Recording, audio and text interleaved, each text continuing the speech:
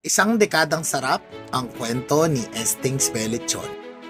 Noong Setyembre 2014, isang simpleng pangarap ang nagsimula.